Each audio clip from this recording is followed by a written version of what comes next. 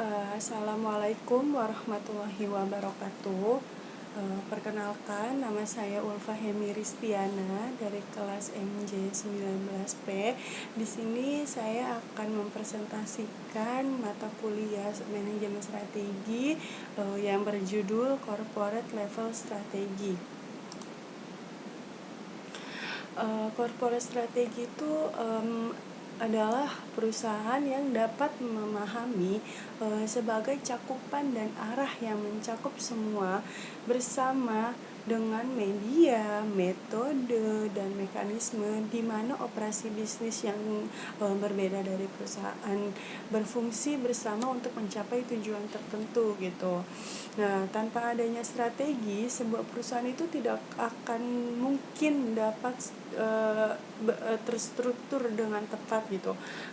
Jadi perusahaan itu harus mempunyai strategi gitu, bagaimana perusahaan tersebut bisa mencapai nilai yang paling tinggi dan membangun strategi bisnis yang baik. Strategi memainkan peran penting dalam bisnis apapun, dengan peran pentingnya itu dengan bisa untuk mengoptimalisasi sumber daya dan juga untuk membangun strategi yang baik untuk mencapai nilai yang tinggi. Lalu kemudian apa sih corporate strategi itu?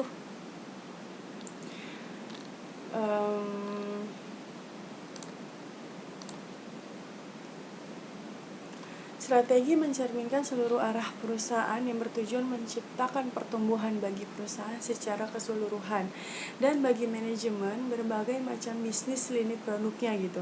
Strategi korporat perusahaan mungkin berfokus pada penjualan, pertumbuhan, atau kepemimpinan. Misalnya, sebuah bisnis mungkin menerapkan strategi perusahaan untuk memperluas penjualannya ke pasar atau konsumen yang berbeda-beda gitu. Ini juga dapat menggunakan strategi perusahaan untuk memprioritaskan sumber daya manusianya gitu. Nah, korporat perusahaan ini sendiri gimana sih supaya sumber daya manusianya itu lebih berkualitas gitu. Nah, di sini kita juga membutuhkan manajemen strategi yang terstruktur dengan baik. Tujuan lainnya yaitu untuk menciptakan nilai perusahaan dan memotivasi karyawan untuk bekerja menuju untuk nilai tujuan tersebut gitu. Strategi perusahaan adalah faktor yang paling penting dalam hal memperluas bisnis dan menggambarkan pertumbuhan perusahaan secara keseluruhan. Ini mencakup tentang tingkat strategi terluas dalam hal strategi organisasi, dari visi hingga misinya, penetapan tujuan, hingga dialokasi sumber daya manusianya dan penentuan prioritas. Strategi ini melihat ke seluruh bisnis perusahaan untuk menentukan cara terbaik dalam menciptakan nilai tertingginya. Nah, untuk pengambilan keputusan sendiri harus bagaimana gitu. Jadi kita mempunyai untuk menuju strategi yang baik, kita harus mempunyai beberapa planning, beberapa strategi gitu. Ada plan A, plan B, dan plan C gitu. Nah, kalau misalnya yang terburuknya strategi plan A itu meleset atau sumber daya manusianya salah mengambil langkah, kita bisa mengantisipasinya dengan plan B. Begitupun juga plan B masih ada juga nih yang kurang gitu. Gimana nih caranya? Oke, kita plan C gitu. Nah, untuk plan C juga masih salah gitu kan. Nah, itu sebenarnya kesalahan fatal sih untuk mengambil keputusan tersebut gitu. Nah, strategi sendiri itu apa sih sebenarnya gitu. Nah, kondisi yang sekarang ini adalah kondisi yang diinginkan di masa depan. Semua keputusan dan tindakan untuk berubah dan mencapai kondisi yang diinginkan perusahaan di masa depan. Hal ini adalah sebagai respon atas perubahan lingkungan bisnis sendiri gitu. Bagaimana lingkungan bisnis ini sendiri itu sangat mempengaruhi untuk ke depan, untuk masa depan yang akan datang gitu. Kalau lingkungan bisnis sendiri itu bisa dikatakan tidak sehat, justru malah di dalam perusahaan tersebut yang tidak sehat. Contohnya bagaimana gitu? Contohnya sumber daya manusianya sendiri itu di dalam perusahaan tersebut itu saling berlomba-lomba untuk menunjukkan dirinya sendiri gitu. Tidak adanya organisasi, tidak adanya strategi, tidak adanya tim yang kuat gitu. Itu akan menghancurkan lingkungan, menghancurkan bisnis tersebut seperti itu. Nah, di sini ada contoh PT Indosat Tbk gitu. Dia penyelenggara panggilan internasional, lalu kemudian strateginya ada full network service provider, lalu kemudian masuk ke bisnis fixed line, kemudian masuk ke bisnis multimedia, lalu masuk ke bisnis mobile communication, melakukan berbagai program kemitraan dan sebagainya. Margin bisnis telekomunikasi internasional semakin menurun karena terdapat berbagai teknologi alternatif termasuk VoIP, Voice over Internet Protocol dan sebagainya gitu. Nah, untuk meningkatkan strategi sampai ke prosedur kerja, itu dia melakukan strategi corporate, strategi unit bisnis, strategi fungsional, strategi subfungsional, lalu yang terakhir ada sistem dan prosedur kerja atau SOP. Nah, bagaimana sih cara penyusunan strategi gitu? Nah, di sini ada analisis strategis eksternal dan internal atau yang biasa kita sebut SWOT atau SWOT ya. Lalu kemudian ada formulasi tujuan, ada sasaran dan strategi. Lalu yang ketiga ada implementasi, proses analisis, kreatif dan mekanistik. Nah, untuk mencapai strategi yang akan sukses bagaimana gitu.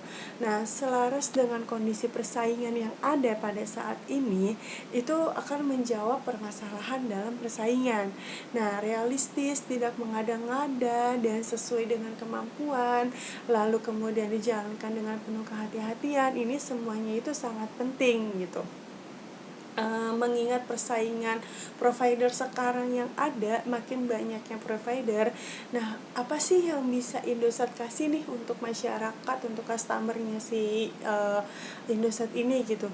Bagaimana nih agar bisa menjawab permasalahan kompetitor yang ada, persaingan yang ada gitu. Nah, PT Indosat ini realistis aja gitu, nggak mau mengambil keputusan dengan mengada-ngada atau dengan tidak sesuai dengan kemampuannya. Contohnya begini, misalnya PT Indosat ini melakukan program untuk paket data. Nah, kita ingin membeli, otomatis kita ingin mencari paket data yang murah namun masa tenggangnya panjang. Nah, kebetulan di SDM-nya Indosat ini dia melakukan strategi, oke, kita ngadain promo dengan membeli paket data 50.000 tapi dengan jangka waktu masa tenggang kartunya itu 5 tahun. Nah, itu sangat amat tidak mungkin karena apa? Bisa merugikan perusahaan Indosat sendiri gitu. Karena mengambil keputusan yang menurut kami tuh tidak sesuai dengan kemampuan si PT Indosat ini gitu, malah lebih kayak mengada-ngada gitu. Nah, di sini juga terlihat mereka mengambil keputusan itu dengan tidak hati-hati gitu. Nah, makanya kalau untuk mengambil keputusan yang benar dan baik itu harus ada yang namanya strategi untuk mencapai itu gitu, dan dijalankannya dengan sangat hati-hati gitu untuk mengambil suatu keputusan yang besar seperti itu. Lalu kemudian ada strategi korporat. Korporat atau induk perusahaan atau holding company ini memiliki 3 anak perusahaan. Ada perusahaan atau strategic business unit A, ada strategis business unit B, ada strategis business unit C. Di mana strategi korporat adalah strategi yang dijalankan oleh induk grup perusahaan atau holding company untuk mengatur berbagai perusahaan atau strategi business unit yang ada di bawahnya. Jadi si holding company ini, si induk perusahaan ini merangkul si anak-anak perusahaan ini supaya apa? Supaya SDM yang mereka punya itu lebih terstruktur lagi strateginya, bagaimana dia menciptakan strategi, bagaimana dia mengambil keputusan, bagaimana dia menjalankan strategi itu dengan penuh kehati-hatian, dengan memperhatikan berbagai halnya seperti itu. Nah, si anak 3 perusahaan ini mengacu kepada induk si perusahaan tersebut gitu, si holding company-nya ini gitu. Jadi berpacuan atau berpatokan kepada induknya nih. Jadi kalau misalnya SDM dari 3 anak perusahaan ini saja tidak bisa atau tidak mampu mengatur strategi yang ada, otomatis si induknya ini harus bekerja lebih keras lagi gini. Bagaimana sih internal di ketiga anak perusahaan ini kenapa bisa seperti ini gitu, itu harus ada kayak perhatian lebih gitu untuk ketiga anak perusahaan tersebut seperti itu. Lalu di sini ada corporate atau grand strategy matrix ya. Rapid market growth itu kuadrat yang pertama itu ada market development, ada market penetration, ada product development, vertical forward integration, vertical backward integration, horizontal integration, dan terakhir ada concentric diversification. Nah, yang kedua itu ada market development, market penetration, product development, horizontal integration, divestiture, liquidation. Lalu yang ketiga kemudian ada retrenchment, concentric diversification, horizontal diversification, conglomerate diversification, yang terakhir ada liquidation. Nah, yang terakhir yaitu yang keempat, dia ada concentric diversification, ada horizontal diversification, conglomerate diversification, dan yang terakhir ada joint venture. Nah, untuk vertical dan horizontal integration itu seperti apa gitu. Contohnya ada produsen tekstil. Nah, si produsen tekstil ini dia punya bahan. Dia hanya punya bahan beberapa meter atau ratusan meter gitu. Ini mau dikemanain? Ini mau dibikin apa? Seperti itu. Nah, lalu kemudian yang punya si bahan ini, oke deh, saya memutuskan untuk bikin kemeja seperti itu. Nah, lalu masuklah ke pabrik pembuatan kemeja. Nah, setelah pabrik ini buat kemeja sudah jadi, sudah berkodi-kodi, mau diapain nih gitu. Mau diapain nih barang-barang semua, otomatis kan dijual kan. Nah, jualnya kemana gitu, bisa ke toko pakaian, lalu kemudian bisa ke reseller seperti itu. Nah, ini yang disebut dengan vertical integration atau horizontal integration. Nah, lalu kemudian di sini ada strategi global atau lintas batas negara, yang dimana kita bisa mendapatkan akses kepada pasar baru, mendapatkan akses kepada sumber daya alam yang baru, membantu untuk mengurangi biaya, kapasitas kompetensi dan kekuatan sumber daya, dan yang terakhir ada menyebarkan resiko bisnis secara lebih luas. Yang pertama itu untuk mendapatkan akses pasar baru. Gimana caranya kita yang di dalam negeri, yang di Indonesia sendiri mendapatkan pasar baru di internasional, di luar negeri, itu gimana caranya? Nah, itu pasti ada strategi globalnya nih dalam lintas negara, dari kita yang di dalam sama yang di luar, bagaimana komunikasinya, bagaimana strateginya gitu.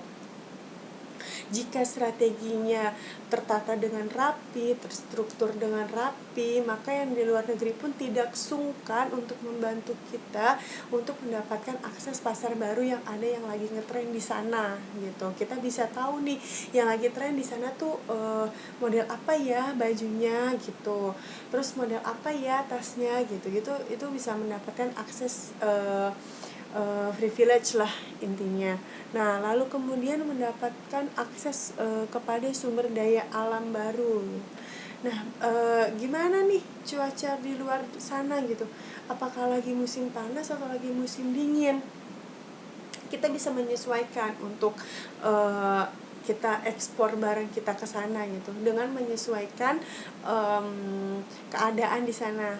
Nggak mungkin kalau misalnya dia lagi musim dingin itu kita kasih baju seperti kayak ya kaos biasa atau apa, itu kan berarti maksudnya mereka tuh lebih menginginkan seperti jaket yang tebal atau jaket yang memang khusus untuk cuaca di sana gitu. Lalu ada membantu untuk mengurangi biaya, itu menurut saya pasti ya, karena bisa saja dengan kita mempunyai relasi yang baik dan mempunyai SDM yang baik dari sana maupun dari kitanya gitu, itu menurut saya membantu untuk mengurangi biaya. Kenapa gitu? Karena kan kalau kita ngekspor barang itu kan pasti ada bea cukai dan lain-lain sebagainya, itu dalam negerinya. Nah untuk yang di sana kita harus membayar administrasi dan lain-lainnya gitu. Nah dengan adanya kita mengenal SDM yang di sana gitu, itu tentu saja pasti kita mempunyai privilege untuk mengurangi misalnya yang harusnya kita bayar misalnya 100.000 itu bisa berkurang entah berapa persennya atau bisa sampai 50%-nya gitu. Nah yang terakhir yang keempat itu ada kapitalisasi kompetensi dan kekuatan sumber daya. Seperti yang saya bilang tadi, untuk mencapai itu semua kita perlu sumber daya manusia yang memang benar-benar memperhatikan kinerjanya mereka, yang benar-benar berhati-hati dalam mengambil keputusan, tidak keluar dari kemampuan batas perusahaan tersebut gitu. Nah dengan keuntungan itu semua kita bisa lebih memperluas bisnis kita di di luar negeri sana gitu. Jadi masyarakat sana tuh lebih bisa mengenal, oh ini produk dari Indonesia gitu, oh ini produk dari Indonesia di PT ini gitu. Lalu ada kompetensi internasional dan global.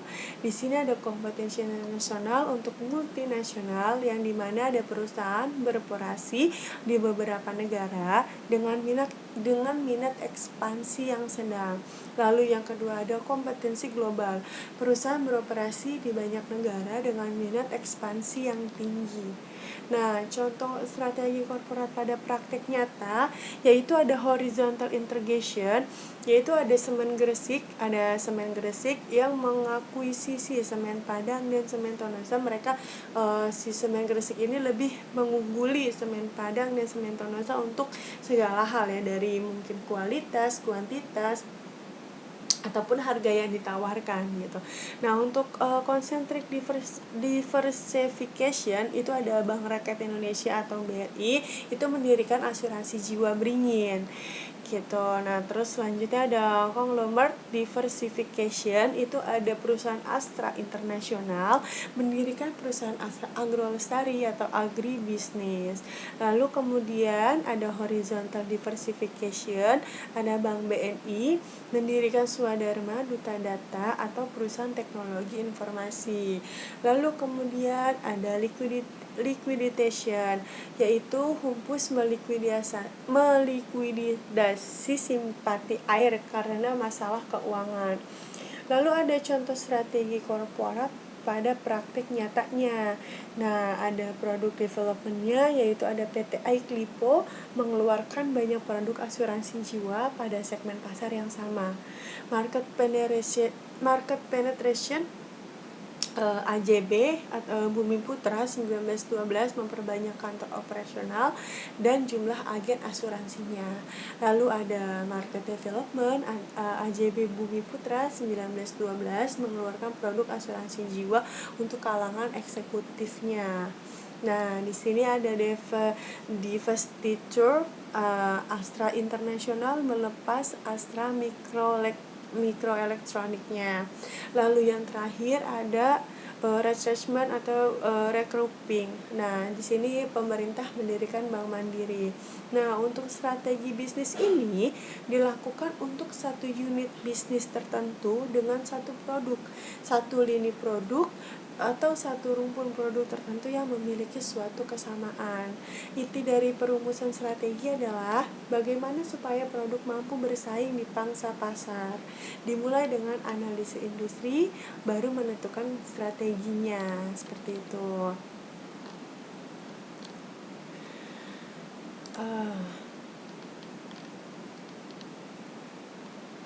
Nah, di sini ada jenis-jenis strategi, yaitu ada growth strategi, ada stability strategi, lalu ada retrenchment strategi. Untuk growth strategi ini strategi yang berdasarkan pada tahap pertumbuhan yang sedang dilalui perusahaan. Strategi pertumbuhan ini mengacu pada metode yang diadopsi oleh perusahaan untuk menangkap pangsa pasar yang lebih besar. Strategi ini menopang bisnis dalam jangka panjang dan formulasinya melampaui kondisi pasar saat ini. Nah, growth strategi sendiri ini mempunyai beberapa faktor untuk yang mempengaruhi untuk pertumbuhan sendiri ya, yaitu ada kondisi pasarnya, ada target atau calon yang customer yang belum tersentuh sama sekali atau yang belum mengetahui nih perusahaan apa gitu, lalu kemudian ada saluran distribusinya gitu. Nah, kita bisa analogikan ini kesuksesan bisnis dengan menaiki anak tangga.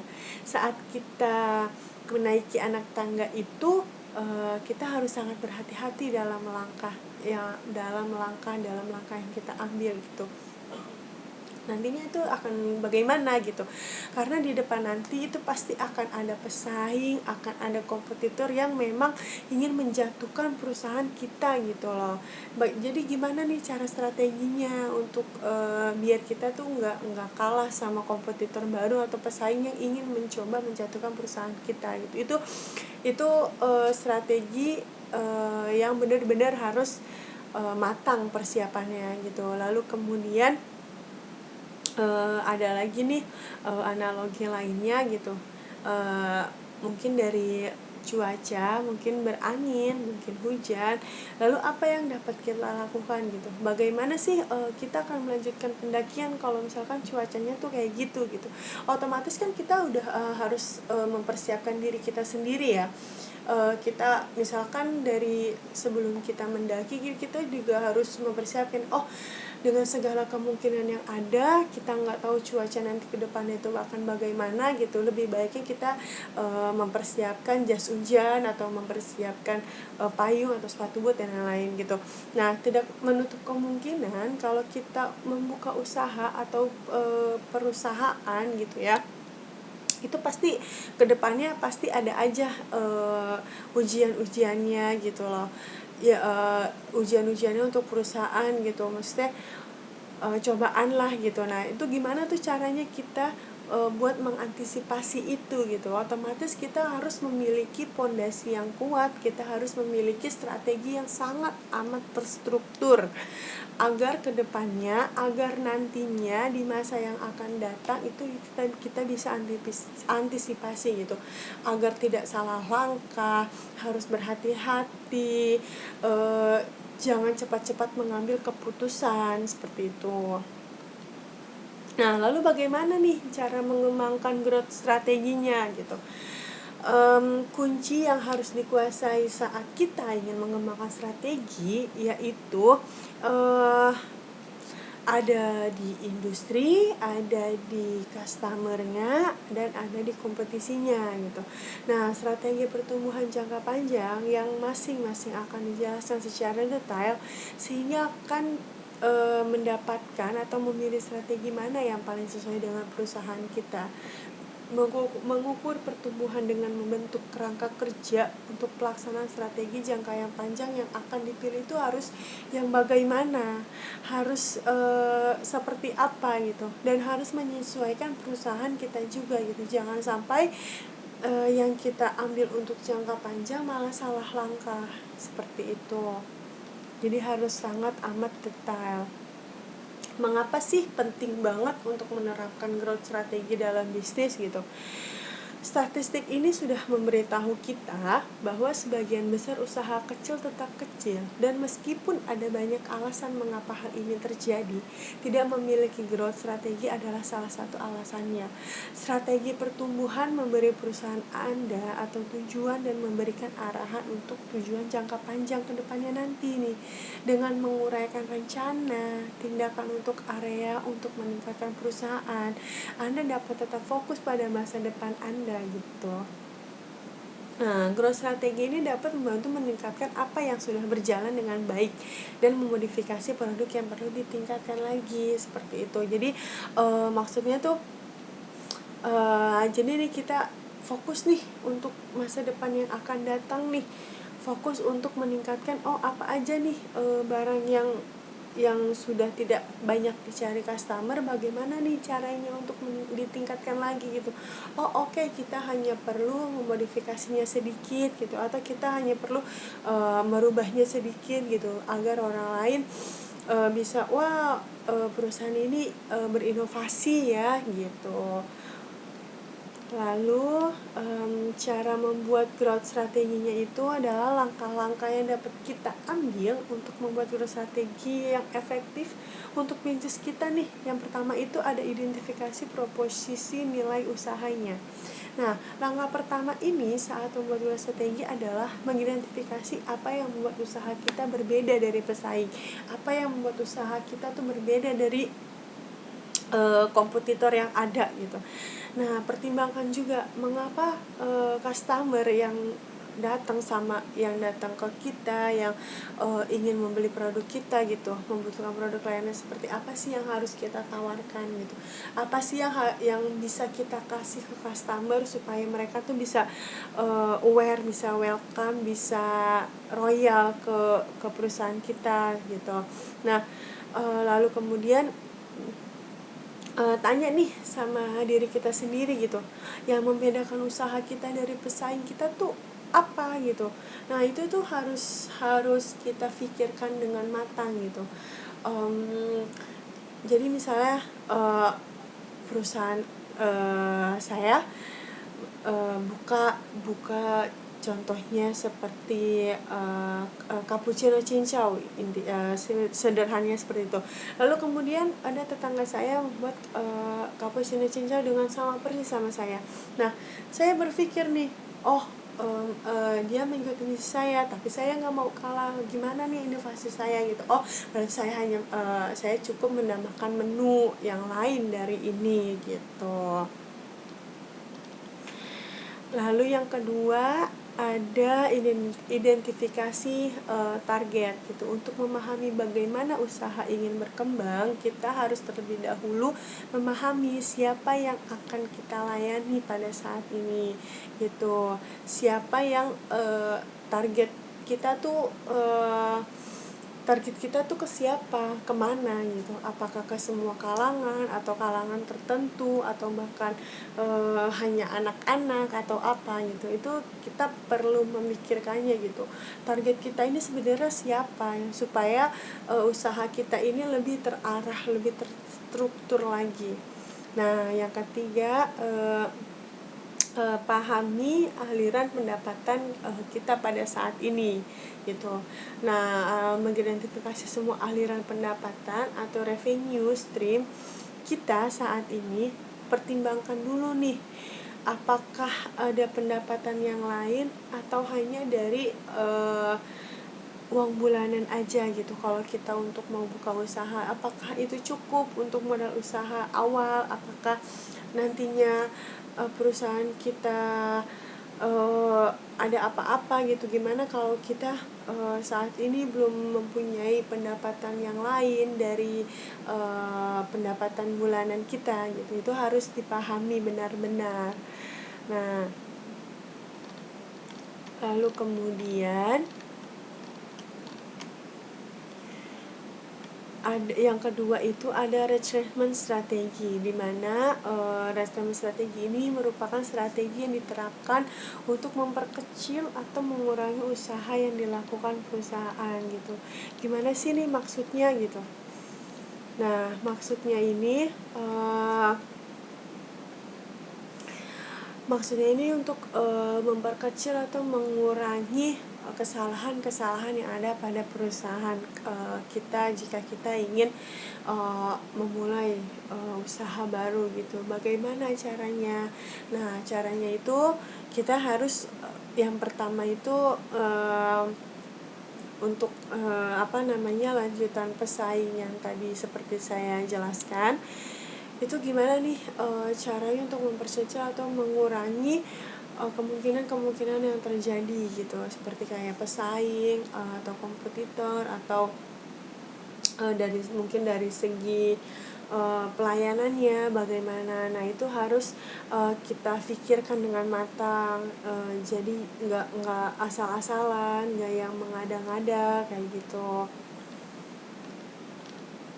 Nah, di sini untuk manfaat dan keuntungan kita memakai corporate strategi ini, itu yang pertama ada peningkatan profitabilitas, yang kedua ada panduan tentang pengoptimalan bisnis, lalu yang ketiga menawarkan arah strategis, yang keempat meningkatkan pengembalian keputusan, lalu yang kelima ada meningkatkan keterampilan manajemen. Nah, untuk yang pertama itu peningkatan profitabilitas gitu. Jika kita jika kita pengen nih usaha tapi dana kita kurang gitu, otomatis kita kan ngajak teman, ayo kita patungan gitu, atau enggak ya deh kamu investasi ke perusahaan saya gitu. Nah, itu nanti akan ada keuntungan yang baik dan juga akan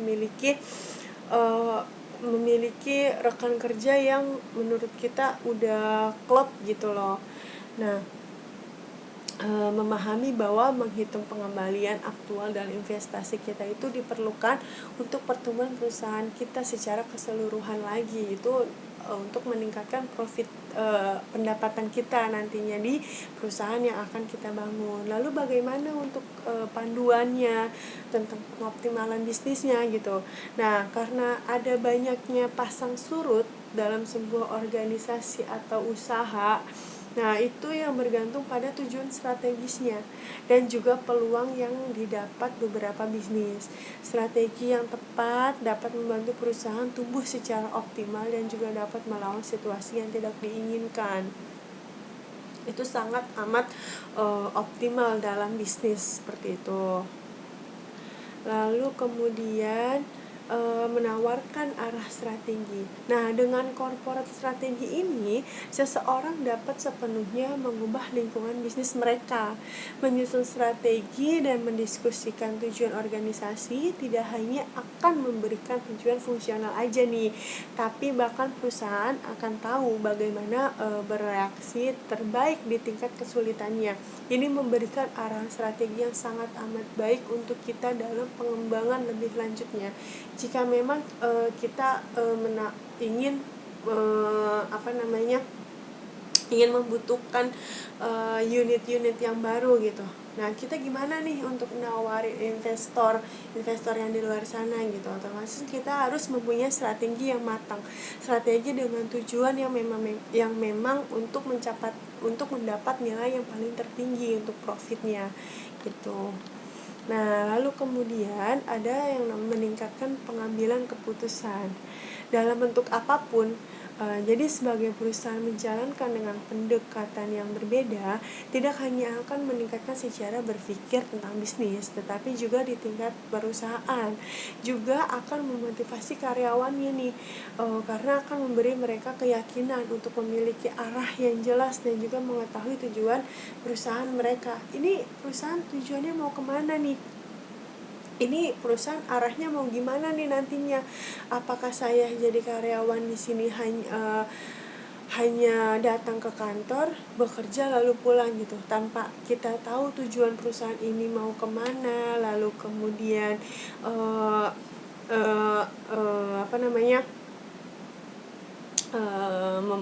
jadi karyawan ini harus punya motivasi juga. Karyawan juga harus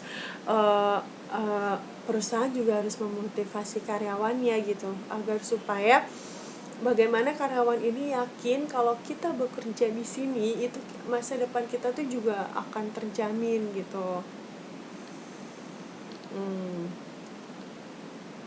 Nah, selanjutnya ini untuk meningkatkan keterampilan manajemennya, memastikan bahwa semuanya dapat dikelola dalam suatu organisasi.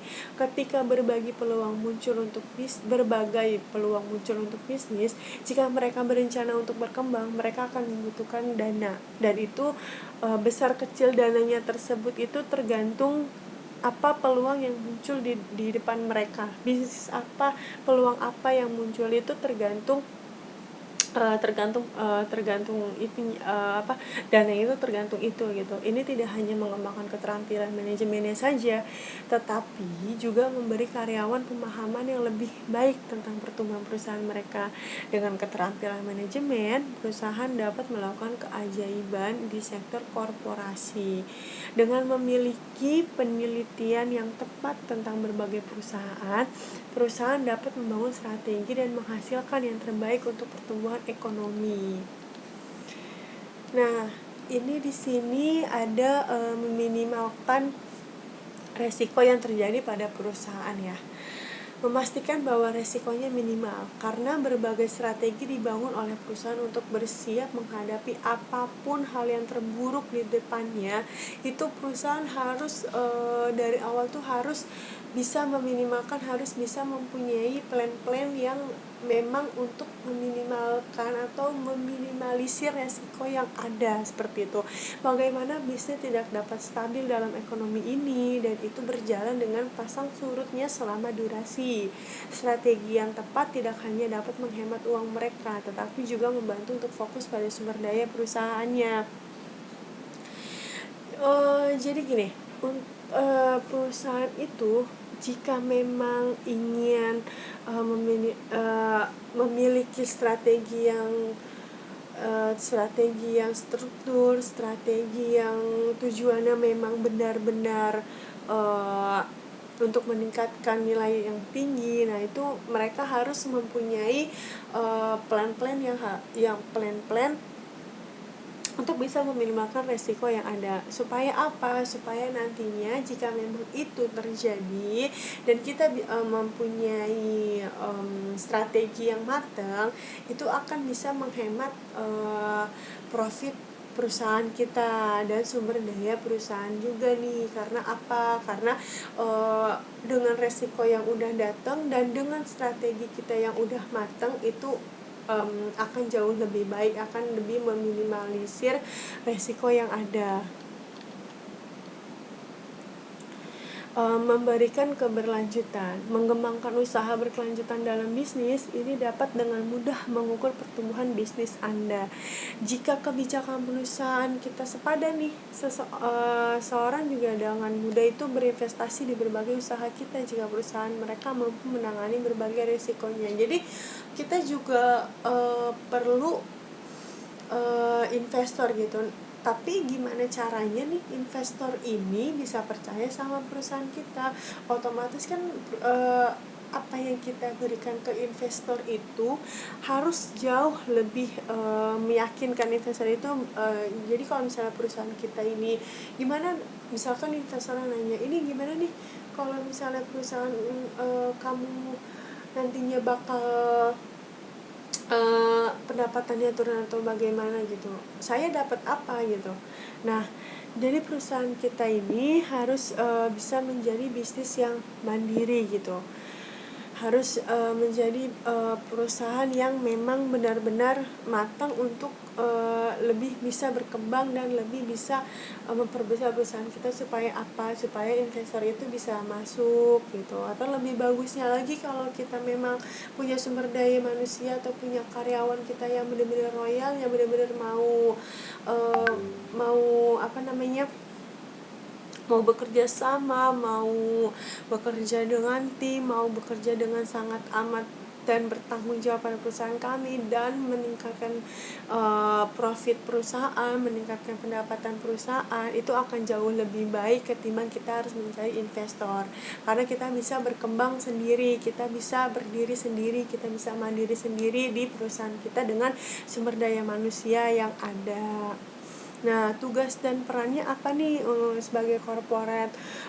Level strateginya yaitu ada tingkat strategi bisnis dan tingkat fungsional. Tinggal strategi bisnis ini level strategi ini bisnis ini lebih difokuskan pada kebutuhan dan kapasitas di level bisnis saja. Tingkat strategi bisnis ini lebih berfokus pada pangsa pasar dan untuk memperluasnya gitu. Tingkat strategi bisnis harus lebih berpengetahuan dan berpengalaman. Karena tujuan akhir mereka tuh apa gitu, yaitu untuk meningkatkan pangsa pasar mereka dan menarikkan lebih banyak konsumen gitu. Ini salah satu strategi bisnis ya.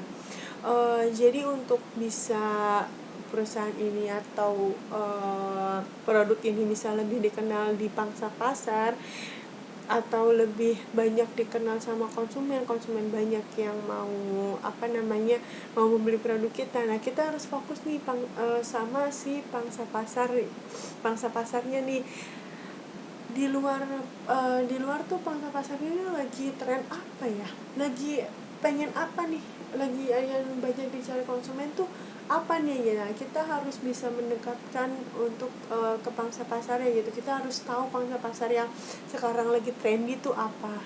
Ini salah satu strategi. Lalu yang terakhir itu ada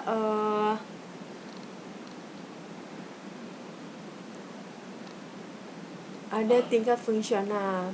Ya, tingkat strategi fungsional itu lebih tentang seperti kayak menghasilkan pengambilan keputusan yang sangat praktis, yang lebih memperhatikan perbaikan yang harus diambil dalam bisnis. Strategi juga perlu disalurkan ya sesuai strategi fungsional yang terkait dengan bisnis R&D dan pemasarannya. Demikian itu saja yang bisa dapat saya sampaikan. Mohon maaf Pak jika memang ada kurang atau memang saya ada salah kata atau kurang jelas dalam memaparkan presentasinya. Mohon untuk dikoreksi Pak. Sekian presentasi dari saya. Wassalamualaikum warahmatullahi wabarakatuh.